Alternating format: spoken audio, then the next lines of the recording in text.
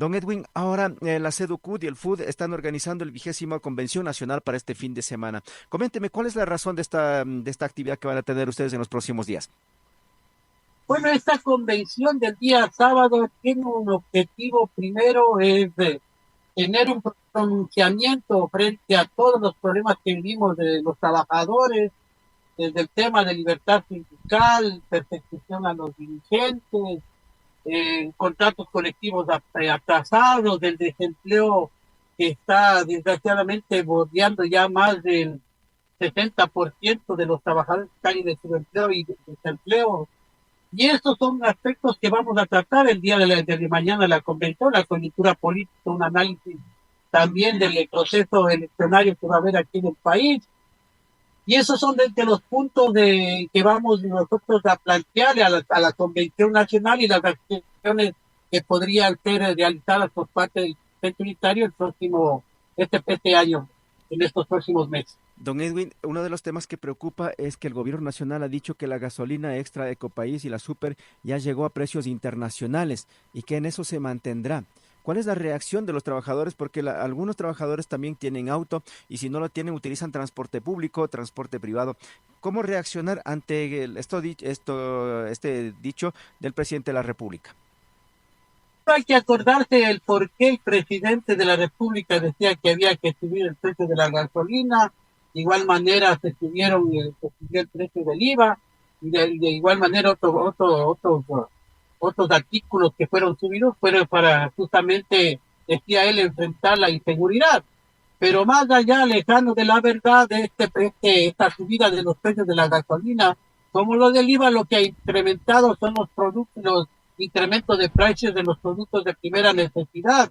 Y eso es lo que ha empobrecido al pueblo ecuatoriano, pues el pueblo ecuatoriano acaba de pasar hasta el año pasado, hasta diciembre, una etapa de los contratos de emergencia que estaban en la ley humanitaria y había trabajadores que ganaban menos del básico y la crisis también, como les decía en estos momentos, de trabajadores de los municipios, sobre todo que están siendo impagos de sus sueldos, entonces el poder adquisitivo de los trabajadores ha disminuido y aparte del tema de la inseguridad nos enfrentamos, seguimos teniendo problemas en el tema de la inseguridad, hay secuestros, hay asesinatos y también el último crimen de los niños asesinados en Guayaquil, es decir, ya no podemos confiar ni en las fuerzas del orden que vigilan nuestro país, pues este tipo de situaciones que se han llegado ha sido un abuso del poder de las Fuerzas Armadas, de la policía, que está generando más bien un descontento y un rechazo frente a las políticas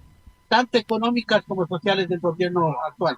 Bueno, desgraciadamente en el sector público el tema de los contratos colectivos desde la época del 2008, digamos, de cuanto se fraccionó al movimiento obrero en servidores públicos, unos por la LOEB, la LOCEP y los contratos y el Código del Trabajo, y se creó un filtro que era el Ministerio de Finanzas para que sea el ministerio el que determine que los contratos o los acuerdos llegados con los gobiernos locales sea efectivo. Ahí es el Ministerio de Finanzas donde es el cuello de botella, desgraciadamente, y aquí hay una tirada de pelotita del uno al otro, es decir, los gobiernos autónomos descentralizados le culpan al Ministerio de Finanzas, el Ministerio de Finanzas dice que ya depositaron en el Banco Central, y en esta tirada de la pelotita, como decimos nosotros, no se encuentra quién mismo es el que está mintiendo, pero de hecho, los trabajadores, por ejemplo, aquí están impagos, están en mora patronal, no pueden atenderse en el seguro social, y esos son efectos que causan estragos. Entonces, el cuello de botella realmente es este filtro que tenemos que es el Ministerio de Finanzas, donde contratos colectivos que normalmente deberían aprobarse inmediatamente están ya más de 2, 3, 4, hasta 6 años con contratos colectivos que se negocian cuando ya toca presentar otro contrato colectivo que normalmente dura 2 años. Entonces, ese cuello de botella no se ha podido resolver durante ya más de 15 años que estamos con este tipo de leyes y ese es el efecto que genera una conflictividad social en el país, pero sobre todo genera abusos de ciertos gobiernos locales que utilizan los gastos, los presupuestos para el pago de sueldos y contratos colectivos y utilizan ese dinero en otras cosas que no deben utilizar. Entonces, esto es lo que está pasando actualmente con los contratos colectivos en el sector público. El otro también ya se viene traduciendo la vigilancia a los contratos colectivos en el sector privado, donde el Ministerio del Trabajo se ha puesto ya a revisar los contratos colectivos del sector privado cuando el principio de negociación colectiva es libertad de negociación, es decir, el acuerdo que lleguen entre las partes, ese acuerdo es el que debe firmarse y plasmarse ya en el Ministerio del Trabajo. Pero aquí, tanto el Ministerio del Trabajo como el Ministerio de Finanzas han sido los cuellos de botella y esto ha generado un grado de conflictividad importante aquí en el país. Perfecto, pero don Edwin, al haber contratos colectivos también en un consejo provincial me decía, hay contratos colectivos, pero por ejemplo, ropa de trabajo, el prefecto decía, no nos entrega desde hace 3 años. Y al finalizar su programa, tenía en la bodega, y al finalizar su periodo dice, aquí ha estado el uniforme, le entrego, pero ya cuando pasó 3 años, pues don Edwin, hay contratos colectivos, pero tampoco se cumplen al pie de la letra. ¿De quién falta ahí? ¿Del dirigente o de la autoridad de turno? Del prefecto en este caso, que le estoy poniendo el ejemplo. Mire, desgraciadamente hay prefecturas y gobiernos locales cuya actuación ha sido inepta o no tienen los asesores, porque tampoco podemos decir que Alicante tiene todólogo, pero los asesores que son los que deberían cumplir un rol fundamental para poder sacar de este tipo de conflictos, como usted me menciona, han tenido guardado un equipamiento que es indispensable, que es la ropa de trabajo, en Ujú. la bodega mientras los trabajadores existiendo. Fíjese la incapacidad y la ineptitud de los funcionarios y lo que debería hacer el alcalde conseguir que asesores que le permitan disminuir el índice de conflictividad con los trabajadores y no generar una conflictividad importante. Y lo otro, lo que le decía, es un abuso de las autoridades, el guardarse los dineros para otro tipo de gastos o incluso temas de sobreprecio. Y esto es una de las cosas que también los compañeros trabajadores de los municipios denuncian y por ese hecho son perseguidos actualmente. Bien, ahora el contrato colectivo, un prefecto me decía, un ex prefecto me decía que los contratos colectivos son también jugosos, son beneficios para la familia, beneficio para el trabajador. ¿Qué hay de cierto en aquello, don Edwin? Mira, es una falsedad absoluta, porque si usted lee, lo que pasa es que mucha de la gente no conoce y a veces uno peca por la ignorancia del desconocimiento del tema, pero hay que ver que los contratos colectivos desde el año 2015 se congelaron los salarios porque nos ponen techos salariales. Entonces el techo salarial, como le decía a usted, existe desde el Ministerio de Finanzas que controla que no se sobrepasen esos techos salariales. Entonces, ¿cómo puede haber abuso de la negociación colectiva si nosotros somos por bajo de los techos en algunos casos, otros estamos en los techos? Entonces, de qué abuso nos habla? Entonces, a mí me parece que es un afán de desprestigiar al sindicato lo que han hecho todos los gobiernos de turno, sin excepción, desde el 2015, mencionando que hay contratos colectivos jugosos. Nosotros hemos dicho a la ministra de Trabajo que dé los nombres de quienes están abusando, porque para que se dé un acuerdo, Ujú. tiene que haber el acuerdo entre el gerente de la empresa pública y los trabajadores. Es decir, si el gerente de la empresa pública permite el abuso, entonces eso debe ser un llamado de atención de la Contraloría y la Procuraduría. Miren las denuncias que puso la misma ministra de Trabajo, ahí quedaron congelados, no dijeron nada más. Entonces, por eso digo, hay el afán de desprestigiar al movimiento sindical cuando los trabajadores han estado congelados ya los salarios desde el año 2015 porque se basan en el salario mínimo de esa época. No es que está progresivamente creciendo el salario de los trabajadores.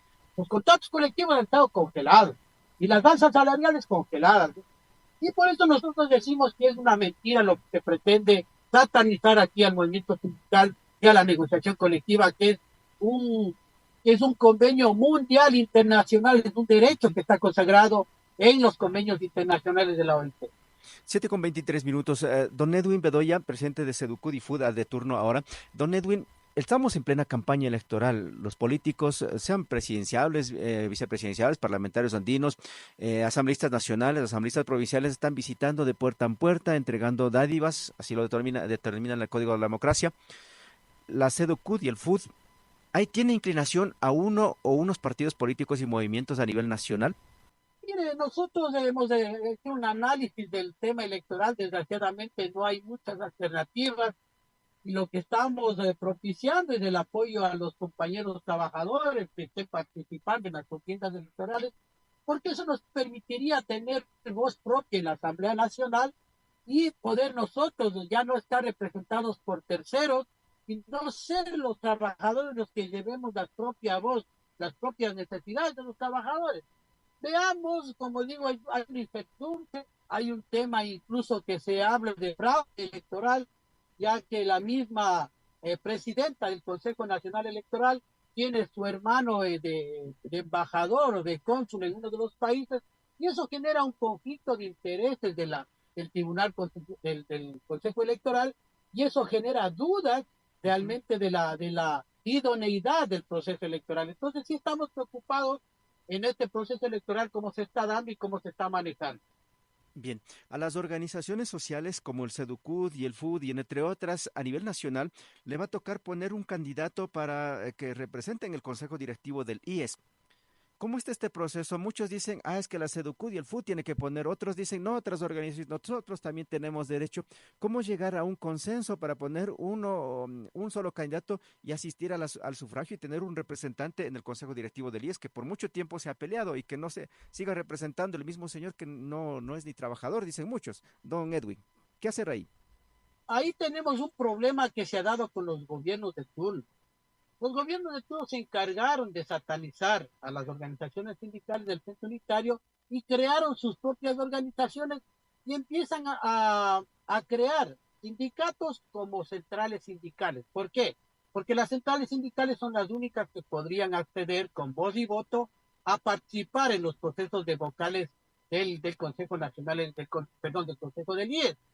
Por tanto, los afiliados tenemos todos derechos de participar, pero las centrales sindicales han sido vetadas de este proceso y por eso tenemos una central sindical que hasta ahora sigue viviendo lucrando del IES y que ha sido la que ha llegado al deterioro. Esta central sindical fue cómplice de que se elimine el 40% de la deuda que tenía del Estado con el IES y hasta ahora se ha ido acumulando. Son más de 24.000 millones de dólares que tenemos que cobrar a los morosos y al Estado, y esa deuda se sigue incobrable y todavía sigue siendo caja chica de los gobiernos de turno para cubrir los déficits fiscales. Entonces, todos estos aspectos, si es que hay la oportunidad de que los trabajadores que estamos en el Frente Unitario de Trabajadores pongamos un candidato que nos permita llegar a la vocalía del Seguro Social, sería lo primero, cambiar el tema de gobernanza para que los trabajadores estén de presidentes en el directorio, porque no puede ser que los morosos nos estén gobernando, es decir, el Estado que es moroso, los empresarios que son morosos son los que más fruto y lucro han sacado del seguro social y le siguen utilizando hasta ahora como caja chica. Y un seguro social que dicen que está quebrado, pero quebrado, el seguro social nunca se quiebra porque ahí ingresa dinero todos los días, dinero de los afiliados, de los trabajadores. Entonces no se puede decir que ha sido beneplácito el que estén estos representantes que han negociado con la patrona y han negociado con los gobiernos de turno para utilizar los dineros del Seguro Social. Y el otro aspecto es el deterioro del sistema de salud que tiene el Seguro Social, que es prácticamente es llevarle a la quiebra y llevar a lo que ellos quieren, es decir, la privatización de las hospitales que nosotros tenemos construidos por plata de los afiliados hacia el sector privado. Entonces nosotros queremos propiciar este tema de una ley de seguridad social donde nos permita a los trabajadores ser presidentes, tener la posibilidad de ocupar la presidencia del Seguro Social y dar un cambio de rumbo a la gobernanza del Seguro Social. En esta convención que se va a realizar este fin de semana, ustedes de seguro van a topar posibles candidatos, candidatas que puedan ser representantes dentro de una de las vocalías del consejo, al consejo directivo del IES.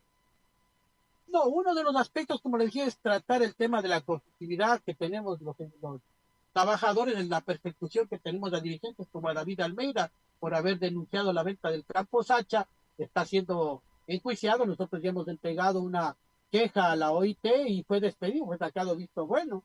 Y ahora nosotros tenemos una visita próximamente en estos meses de la OIT, en donde vendrá la Comisión de Libertad Sindical, que hemos pedido que venga al país para observar las violaciones a los derechos laborales. Y el tema del Seguro Social es propiciar un proyecto de ley de seguridad social que genere lo que le había mencionado, la participación activa de los afiliados y que los afiliados seamos los que estemos participando en la vocalía y en la presidencia, sobre todo del seguro. Según el portal Primicias de esta mañana, menciona que 94.000 ecuatorianos y ecuatorianas salieron del Ecuador en el 2024 y ya no regresaron. Ellos están entregando recursos económicos para todos los ecuatorianos y las familias que habitan en el país. Entonces, el subempleo creció o el empleo pleno decreció también. ¿Cómo hacer o qué están pensando ustedes como presidente de la SEDUCUD y la FUD, en este caso, señor Bedoya? Hay que tomar en cuenta que el modelo económico que nos han gobernado los diferentes gobiernos de turno, los últimos sobre todo, han estado ligados a las recetas del Fondo Monetario Internacional. Recetas que en otros países han generado un fracaso. Acuérdese usted, tenemos el caso de Grecia, tenemos el caso de Argentina, de la misma Colombia, de nuestros vecinos del Perú, en donde esas recetas fueron acogidas a rajatabla y eso le implicó la pobreza extrema, el desempleo, que hasta ahora no sale en ninguno de los países. Grecia incluso está con una crisis terrible. Y si es que no hay un cambio de modelo económico como lo hizo Portugal, es decir, desoír, no escuchar las tesis del Fondo Monetario Internacional, entonces seguiremos en la misma línea. Hay Ujú. que generar un modelo económico que permita una equidad social, una distribución mejor de la riqueza, un crecimiento del empleo, un crecimiento de la producción, para mejorar las condiciones de inseguridad primero, porque si hay inseguridad es porque los jóvenes no tienen empleo. Si hay pobreza es porque no hay empleo. Entonces hay que atacar estos factores del empleo para poder generar riqueza, para poder generar más producción. Pero si tenemos un modelo económico que nos siguen insistiendo en que tenemos que reducir las condiciones sociales, no gastar en el presupuesto de la salud ni la educación, si seguimos esa misma lógica, entonces vamos a seguir en el mismo descalabro. Entonces, lo que nosotros proponemos primero es un cambio de modelo económico y político para poder generar mejores efectos en el empleo y en la producción. Perfecto. Don Edwin, de seguro usted este fin de semana escuchó las ponencias de las candidatas a la candidatos también a la vicepresidencia de la República. ¿Qué le pareció? Algunos de ellos compaginan con el modelo económico que usted está planteando. ¿A futuro habrá algún cambio? ¿Ya se puede por lo menos avisorar lo que planteará el presidente, la vicepresidencia? ¿Hay alguna alternativa para el trabajador ecuatoriano, tanto público como privado? Como le dije hace un rato, nosotros no vemos con ninguno de los dos candidatos que están en primer lugar, desgraciadamente, porque por él empezó la catástrofe, ahí empezó el tema de la deuda, del crecimiento de la deuda del IES con el Seguro Social, ahí nos eliminaron la negociación colectiva y el derecho a la organización sindical de los trabajadores, limitaron la negociación colectiva y el derecho a organizarse. Ese es uno de los aspectos que penalizaron el derecho a la huelga. Es decir, esos fueron ya aspectos de los que han gobernado. Y con esas mismas leyes, los gobiernos de turno, tanto Moreno, Lazo y Novoa, han gobernado y han ido precarizando más las condiciones de trabajo. Yo escuché con mucha atención a algunos de los candidatos de vicepresidente y me parece que incluso la próximo debate de los presidentes siguen en la misma línea, es decir, las vicepresidentas y los vicepresidentes que establecieron ya unos puntos de del programa que tienen ellos de gobierno no avisora un cambio fundamental en lo que se requiere el país, es decir, vamos a seguir en la misma lógica de seguir con los préstamos, creciendo el préstamo del Fondo Monetario Internacional y utilizando más del 40% del presupuesto del Estado para pagar la deuda externa. Imagínense el 40% del presupuesto del Estado, en vez de invertir en mejorar las condiciones económicas, todo ese 40% se utiliza para pagar la deuda externa y la deuda interna que tiene el país con los acreedores de la deuda. Entonces, con esa lógica de modelo, de seguirnos endeudando y de no sacar mejor provecho para el país, no se puede seguir. Entonces, nosotros sí consideramos que estos primeros debates que se tuvieron ya nos señalan cuál va a ser el camino de los gobiernos de turnos que están aspirando a la presidencia. Pero uno de los candidatos a la presidencia dice que hay que plantear una moratoria al FMI, a los chinitos también y a los acreedores locales. ¿Eso será posible? ¿Qué dice Edwin Bedoya ahí? Claro, porque esto lo han hecho, mire, el Ecuador, como decimos los ecuatorianos, somos más papistas que el Papa. Fíjese, Los otros países en la época de pandemia dijeron al Fondo Monetario Internacional que no podían pagar la deuda porque estaban en pandemia y generaron una crisis. Y ellos dijeron muy bien, el Fondo Monetario les dijo muy bien, les vamos a dar una moratoria de 4 o 5 años. Pero nuestro país, acuérdense que cogió y pagó la deuda en plena moratoria de la deuda, en plena crisis. Y todos nuestros gobiernos de turnos han sido los mejores pagadores de la deuda externa. Y sabemos que es deuda externa, que están comprometidos también con los tenedores de deuda nacionales, porque también hay ecuatorianos de las élites económicas que tienen parte de esos bonos del Estado. Y entonces, claro, ellos salen beneficiados. Entonces, por eso le digo, si se sigue esa misma lógica de privilegiar el pago de la deuda externa y no de pagar la deuda social, entonces no va a haber un cambio fundamental que nos permita a los ecuatorianos decir que va a haber una reactivación económica. Entonces, cuando usted les escuche ese tipo de cosas y vuelve a lo que ha estado pasando en el pasado con los gobiernos de turno, entonces usted ve que no hay ningún cambio, ninguna mejora.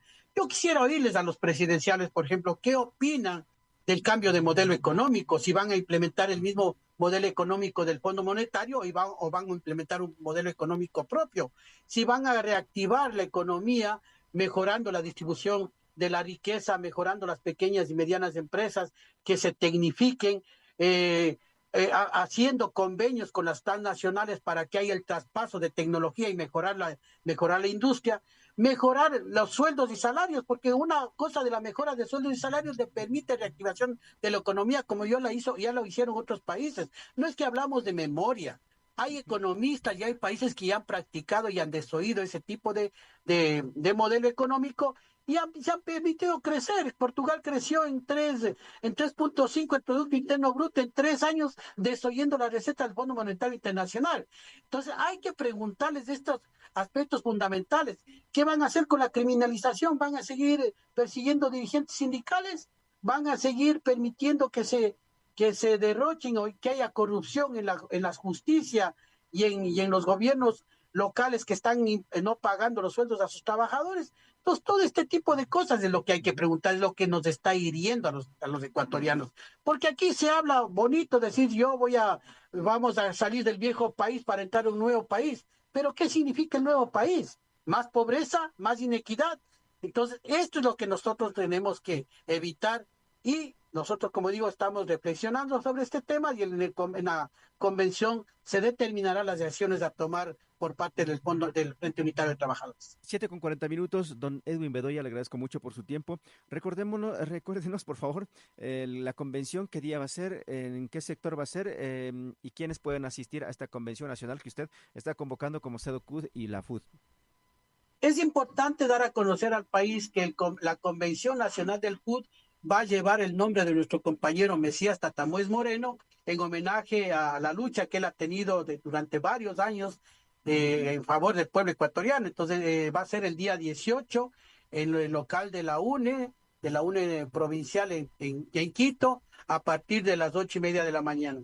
Todos pueden asistir, las organizaciones a nivel nacional van a asistir, las delegaciones, Ujú. y esperamos más o menos una delegación de más de 1.000 trabajadores, dirigentes provinciales, cantonales, que van a estar presentes en esta convención del Frente Unitario de Trabajadores. Mi reconocimiento, don Edwin, es la primera vez que tengo la oportunidad de dialogar con usted como presidente de la SEDUCUD y la FUD. Estaremos pendientes de lo que pase el día sábado en la capital de los ecuatorianos y conocer también un poco los resultados a través de comunicación social de esta entidad sindical.